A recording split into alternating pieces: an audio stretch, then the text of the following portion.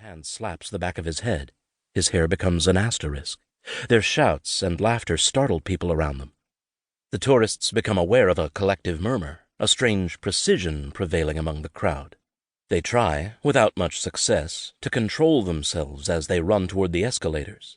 They're astonished that no one bumps into one another, at the way everybody respects the regulations. The more experienced of the group opines that in his country this could be achieved only by threats. What threatens the Japanese? When they feel the first vibrations, the youngsters blame the flexibility of the architecture, not at all like the stations in their own country. The tremors grow more pronounced. With a mixture of panic and surprise, the tourists can't decide whether the other passengers are silent because they're so calm or because they're counting how long the tremors last. One of the young women remembers what happened a year ago in her own city, when she counted up to 100, and as she feels the ground shake, she begins to experience an increasing sense of déjà vu, as if each jolt were taking place a little deeper inside her head, infusing memories. Shoes alternate at different levels, improvising musical scores. Feet are Friday's metronome. As the escalators transport them, the passengers contemplate the platforms that will soon be filling up. Some vaguely notice Mr. Watanabe.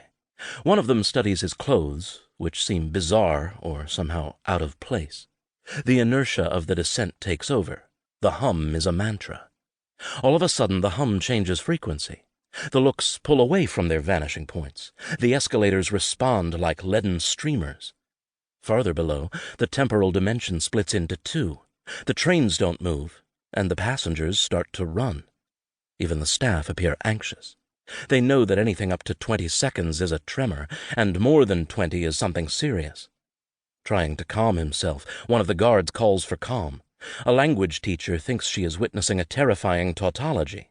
An earthquake is like a train passing close to your feet, yet her train had already arrived. Behind her, the same man who was struck by Watanabe's clothes is overcome by a sense of incredulous fragility. There's nothing to hold on to. He reneges on all his certainties. Directly above his head, on the other side of the vaulted roof, a young cyclist tilts over and falls to the asphalt, still pedaling. The nerves of the pipes run along the roof. The leaks rehearse their future appearance, form layers of time on the architecture. Weight is distributed evenly on the escalator. Some passengers go up, others come down. The forces are aligned. Energies cooperate. When the escalator starts to vibrate, and the vibration intensifies to a tremor, and the tremor gives way to unmistakable juddering, each shape fragments into a jumble of lines. Every object is in hiatus. Doubt prowls the platforms. The underground expresses itself in the underground. Like dice changing their numbers, the walls calculate the throw. A black spot amid innumerable spots. Mr. Watanabe raises one of his shoes. The objects on the ground play their own game. They move one square and wait their turn. The air currents create eddies, microscopic disturbances. A scrap of paper, an unsuccessful origami, is dragged along. That ice cream melting on the platform used to be round. A lighter offers itself to passing bits of fluff. Next to the machines, 2 earbuds hanker after their ears. They fell out of Mr. Watanabe's pockets as he went over irritably to purchase his ticket. When the floor ceases to be a floor, the earbuds snake among the footsteps, a stampede in stereo. The lighter bounces, summons its flame. The blob of ice cream lengthens its trail. The scrap of paper relaxes, unfurling a text that no one reads. The subway's even light pours over things. Each neon bulb emits its dose of anesthesia. The entire space floats in an electric liquid.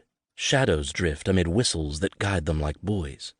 All at once, Watanabe's vision blurs. Reality becomes an intermittence, the vibrating blink of an eye splintered into myriad eyes. Then the noise remains. Only the noise. A broken music, captured possibly by the earbuds. Every spoon tapping in unison against its cup. A nutcracker the size of the country. The subterranean protest. And in the background, the ancestral sound of strings twanging, like a boat caught in a storm. An earthquake fractures the present, shatters perspective, shifts memory plates. As soon as Watanabe sticks his head out, a torrent of feet